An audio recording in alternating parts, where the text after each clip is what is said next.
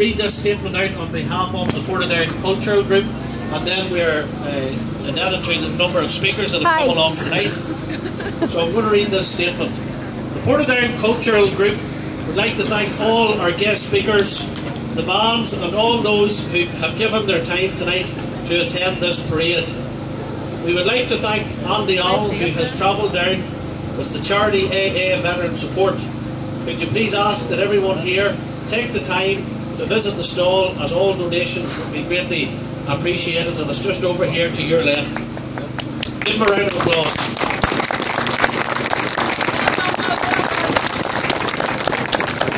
The group would also like to remind everyone that Portadown is still protesting against the removal of the Union flag from the Belfast City Hall, and any support at these weekly protests would be greatly appreciated. Here, here. There's a number of speakers tonight, but before we call upon the speakers, would you please give a warm welcome to Mr. Wayne Gilmore from the United Protestant Voice, and he's going to read out a statement.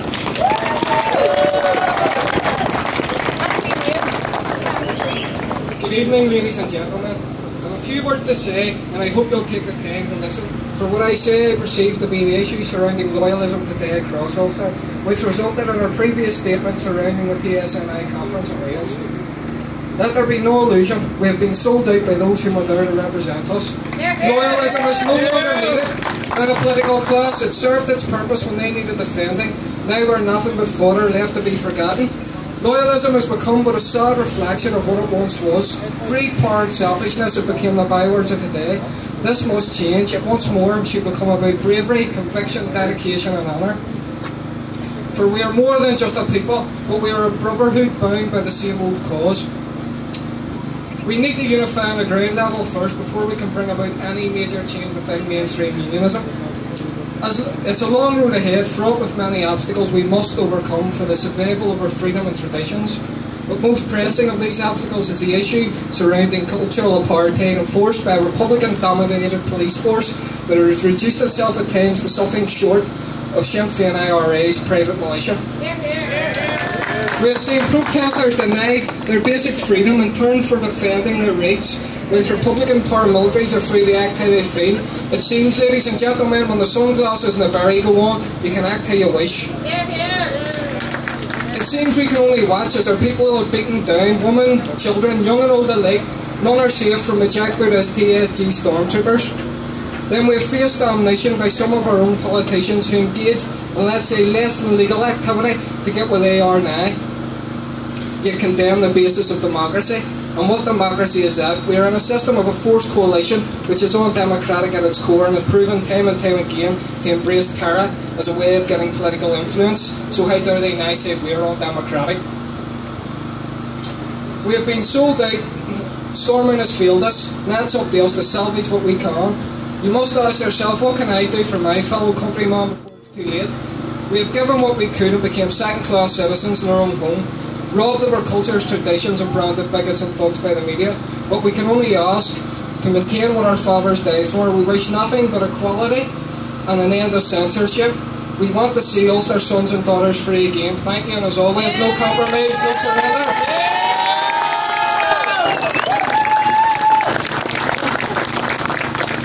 Thank you once again to Wayne Gilmore. He was on the Nolan show a few weeks ago and he gave that big why Nolan are up for his money. Can't stop and think there. You said it. So once again to Wayne Gilmore, who's a very good loyalist. Give him a round of applause again.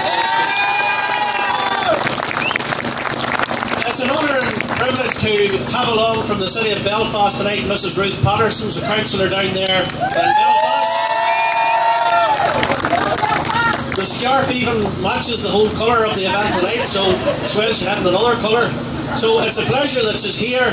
Please give her a warm welcome to Portadown, Mrs. Ruth Patterson.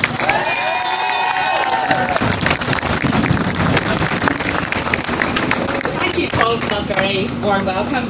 And indeed, and indeed, thank you very much indeed to the Portadown Cultural Group for inviting me here this evening to speak. It's a real pleasure and privilege to be part of what I see as a family of unionism coming together. And I am delighted to see it, because if the taking down of the Union flag did anything, it brought this unionist family together. It woke us up and it wised us up to what was going on behind the scenes. Sinn Féin IRA are at their work. Even as we speak, they're at their work. What they had planned to do in City Hall, that had been an ongoing item on their agenda for many, many years. And because, unfortunately, the unionist people, particularly in Belfast, did not come out en masse and vote for their unionist politicians, Sinn Féin saw their opportunity and they moved on it. And they moved very strategically, because if you look back, 2012 was the 100th year of unionism. And what bigger insult could they have inflicted on the Protestant unionist loyalist people than the taking down of the Union flag from the iconic building in Belfast city centre? You know, I remember as a very young child, given that I come from Dungannon, I remember coming down to Portadown every 13th of July with my parents and watching the black men coming back from the parade. And we used to go down through the tunnel. We used to see the Catholic people down there coming out and welcoming their fellow Protestant neighbours back from their parade. No animosity, no sectarianism, no hatred. And then Sinn Féin came on the scene and everything changed. Garbahy Road, I don't think we will ever get down Garbahy Road again. That is a sad thing to say. But unfortunately, with their residence groups and with the backing of government, I don't think we will get down there again. But we are a proud people, and we will stand united together at every corner. The backbiting and the bitching has to stop. Stand united as one together, and we will win a victorious battle.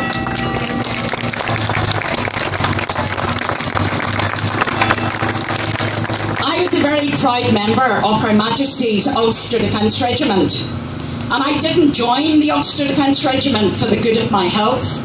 I joined it for the good of my country, a country that I love with all of my heart, and I will defend it until the day that I die. Whenever I look at the Ulster Defence Regiment flags on parade here this evening, you know, my heart just skips a beat every time I see it. We are a proud people. Stand united, stand together, get yourselves registered, make sure that you vote, and make sure that you vote right down the line so that every unionist has the opportunity to get part of that vote. I know it can be difficult and sometimes we don't understand it, but that is something that we must work on, educate our young people, because at the end of the day, the legacy that we leave our young people is so important, not only for their future, but for the future of Northern Ireland. You know, I love looking out at this sea of faces here this evening. I love to see the flags fluttering in the breeze. And long may our Union flag remain the flag of Northern Ireland.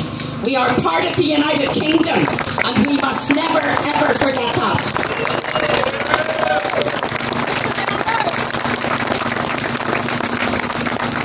People, I just want to thank you. I know that there are other speakers here this evening, but thank you so much for giving me such a warm welcome. I know that my political party may not be top of your agenda at the moment, and I appreciate where you're coming from. But I love my country, and I love this flag. No surrender, no surrender. I said it in Armagh, and I'll say it here, you wouldn't like to fall out of Ruth, sure you wouldn't. I just was afraid in case you started to swing that Union flag, I'll get a slap across the mouth. Thank you very much once again. Give her a good round of applause.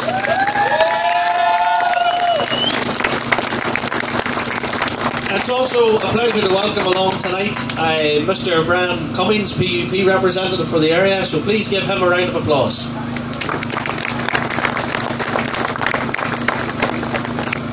Good evening, ladies and gentlemen, children. On behalf of the Progressive Unionist Party, I would like to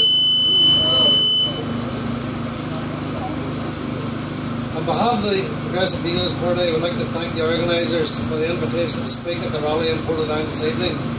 Firstly, can I apologise for apology from our party leader, Billy Hutchison, who is unable to attend tonight due to another engagement. He sends his best wishes and continued support. Almost 6 months ago, on the 11th of December 2012, we attended the first of what would be a continuing series of protests against the lowering of the Union flag from Belfast City Hall. We read a statement on behalf of the organisers on that evening. We committed ourselves to show solidarity with and support for the people of Belfast in their fight to have the Union flag reinstated in City Hall. We noted that the Unionist people in the greater Belfast area had been ignored on that issue. In fact, they had been discriminated against and marginalised. We also noted their concern and support for the Unionist people in Uri, who at the same time had a decision to name a children's playground after a sectarian mass murder imposed upon them. These two decisions quite simply have no defence, and we continue to challenge the discriminatory and blatantly sectarian agenda being forced upon us.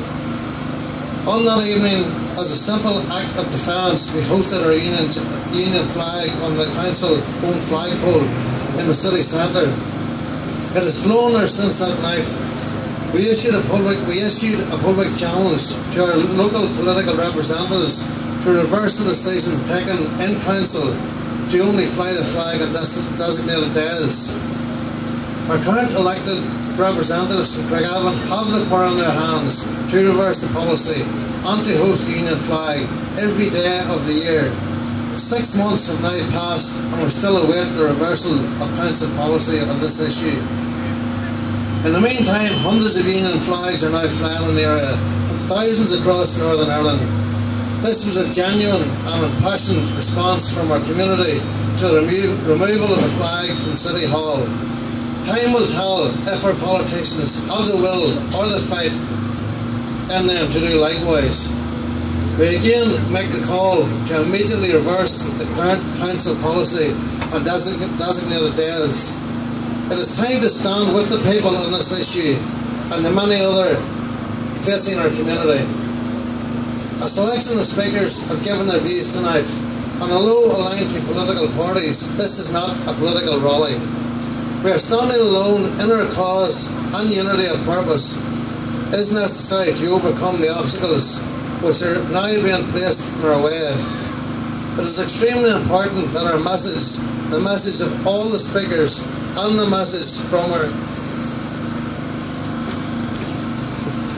our communities get the full hearing it deserves. These rallies and protests have been primarily peaceful, yet we have witnessed a prolonged campaign of demonisation against us by our politicians, media, police and others.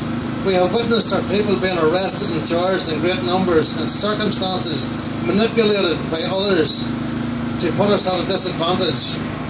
We will not bow down so easily. With this in mind, we would ask that all attending tonight carry the message home, and most importantly, do not fall into the traps set by those who are against us. This is just one of numerous rallies and events. It is just the start of our community standing up for their rights as British citizens. The PUP have been consistent in our response to the injustices being forced upon our people. We have a current case pending in the High Court in relation to the legality of the removal of the flag. We have met with those in power to forcefully push home the argument on behalf of our communities. We will continue to challenge those who are now waging a cultural war on us and our communities. We will continue to highlight injustice and walk with those who will not stand aside when others demand. We would like to thank all of those who attended tonight and who supported the rallies and protests here and elsewhere. You are a credit to the loyal people of Ulster. When you leave here tonight, this is not the end. You have a choice. You can continue in a peaceful campaign to stop the erosion of our British identity and culture, and you can win. You can make the difference in what can be a turning point for the people of this country. Finally, we appeal again to our local elected representatives. You have not been represented here tonight. However, you can make your voice heard in Craigavon Council by using your democratic right and reverse the current policy on the flying of our national flag. We leave this challenge with you. To those who have attended this evening, we wish you a safe and peaceful return home. Thank you.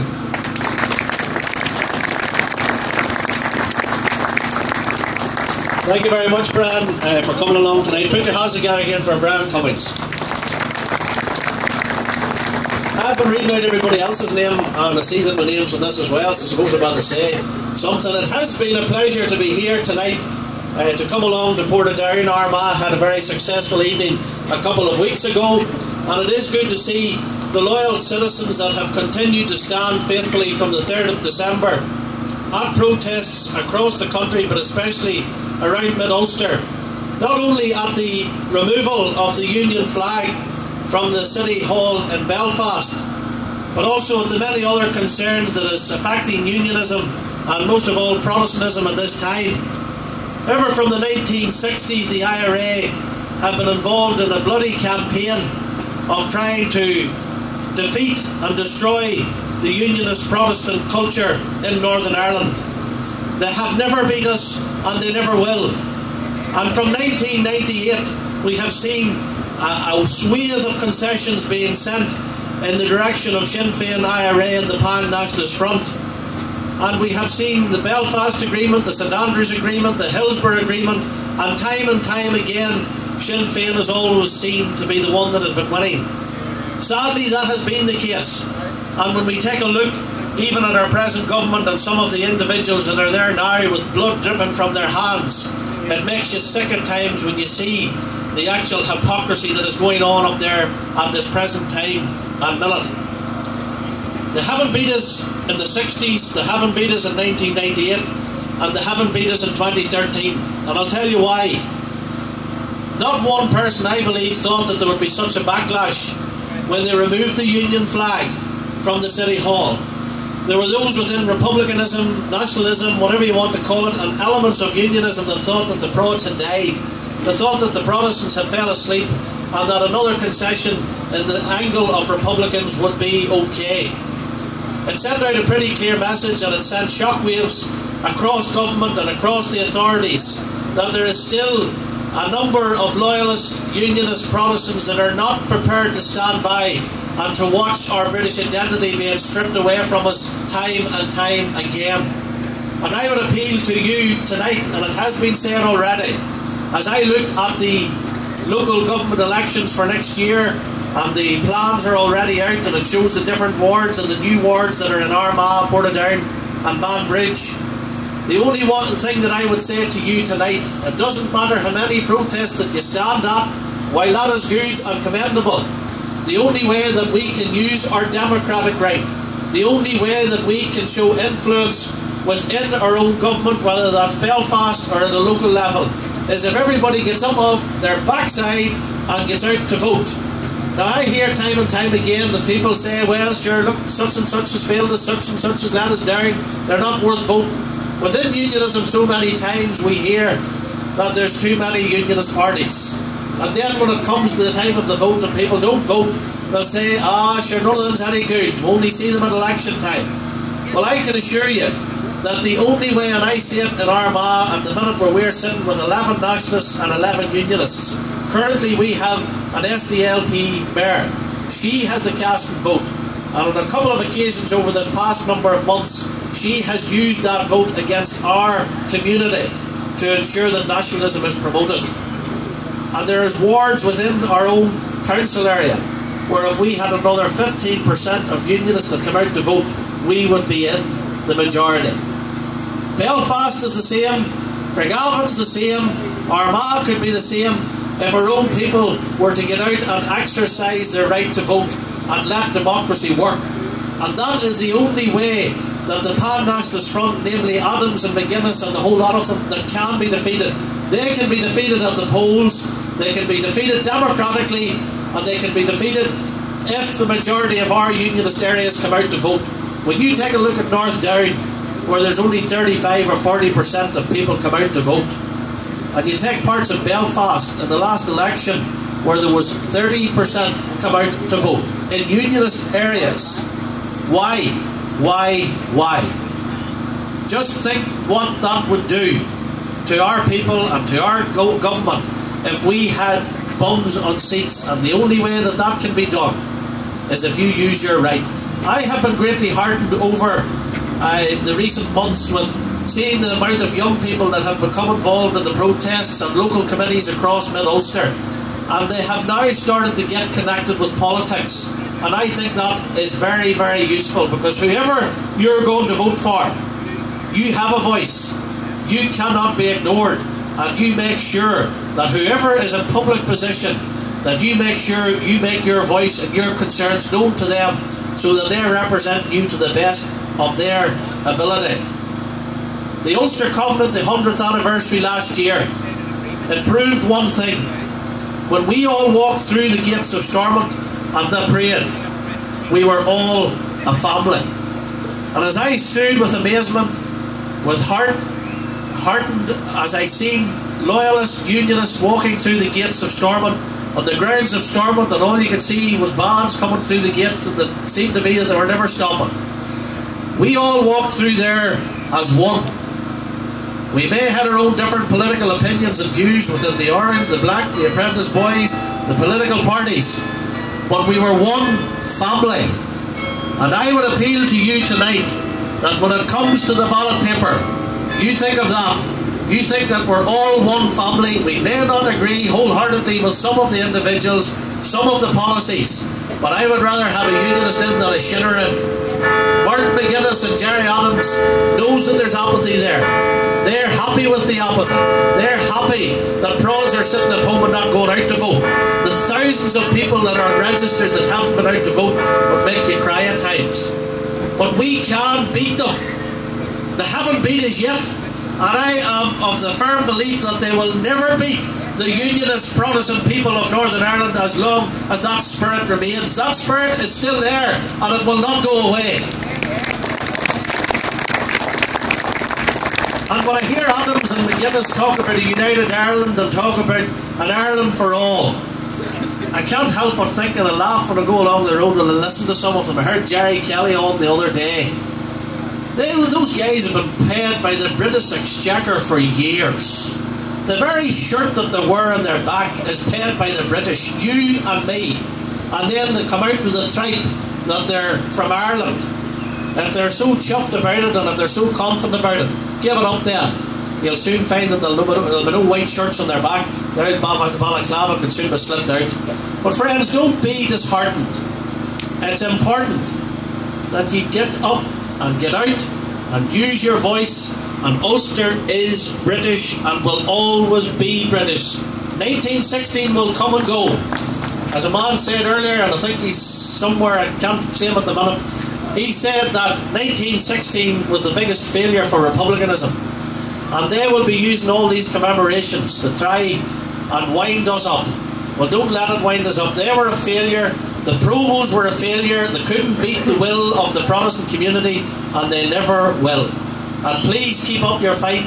Tandragee tomorrow night, there's a small committee that's meeting from Portadown, Dungannon, Armagh, and some of the other areas that are protesting to come up with a further strategy in relation to the flag protests. So those will continue, and please continue to support your local areas and continue to stand up for what is right. And the message will always be no surrender.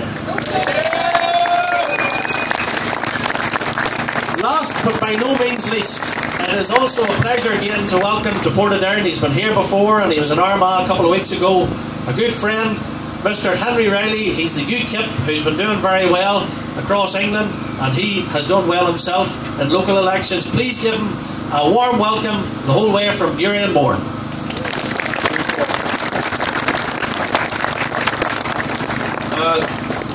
Thank you very much indeed, everybody, for attending here tonight on this very cold night, and a special thanks to the cultural group in Portadown for their kind invitation to me. It's actually very difficult to follow such eloquent speakers who can put their case in such a persuasive fashion. And there's, in the week that we've just had, the last number of days, we have actually had some very significant events. We've had the situation in Stormine, where people like me who don't accept Mr. McGuinness telling us that we have to have an IRA maze at the shrine, that I'm a whinger. Well, I'll keep whinging, and I'll keep whinging till that maze thing, abomination, is removed. I was speaking to people today who were at the Balmoral show, and they actually said it was a lovely place, the show was great, but the big towers and the remnants of Bobby Sands' prison cell, it really gives the place a bad feel, and that needs to be removed. And I know that my friend Wally Fraser, who unfortunately is not well at the minute, he's over in Craigavon Hospital, they did have a team down there today in the Balmoral showgrounds, the new showgrounds, and they had a fantastic response. They had 5 or 6 people out getting the forms signed to get this monstrosity removed, and they done very, very well. The people who are actually promoting the shrine, Terence Brannigan and his team, they had a table also, but they pulled out last night because they were so afraid of what the people would say to them. In terms of Wally Fraser, I've mentioned Wally. We'd seen the terrible situation this week whereby Wally Fraser's group Fair are still being denied money, even though they've had audit after audit from different auditors and accountants from all over the UK and even from Brussels, even a police audit. Couldn't find one single thing wrong, not one single thing, but yet they're still denied their money. What happens this week? We get a crowd called Coista, whatever that is in Irish.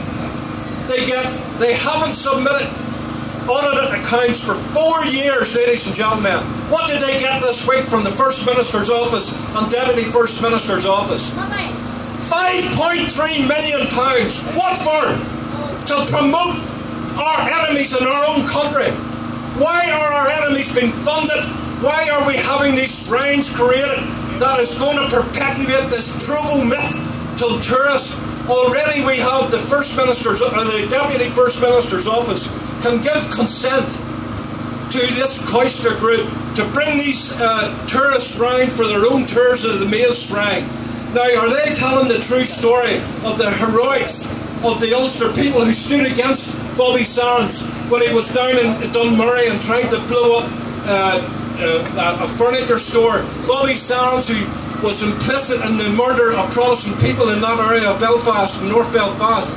No, they're not going to be told that story. They're going to be told this romantic, mystic rubbish. And that's why it is so important that we don't give our enemies the ammunition to fight us. And any army knows that the first thing you do is you neutralise the enemy. You take away their weapons. You don't give them more weapons and rearm them. Now, in terms of this terrible centre that's been built in Belfast, Andy Allen, Ranger Andy Allen, a man who fought for his country, a man severely disabled because of his loyal service to this United Kingdom of Great Britain and Northern Ireland. What does he get in return? Very, very little, ladies and gentlemen. The man has to sit out in the cold night and Portadown to try and raise some money to help his colleagues and former veterans who served this country. While this Coista can get £5.3 million through at them without any audited accounts. And that's only the top tip of the iceberg. Loyalist prisoners have not got a fraction of what the Republicans have. In my own area in Uri and Mourne, we have a thing called the Tycullian Centre down in Mullabon in South Armagh. They've had hundreds and hundreds and hundreds of thousands of pounds through at it. What do? They use it for Republican base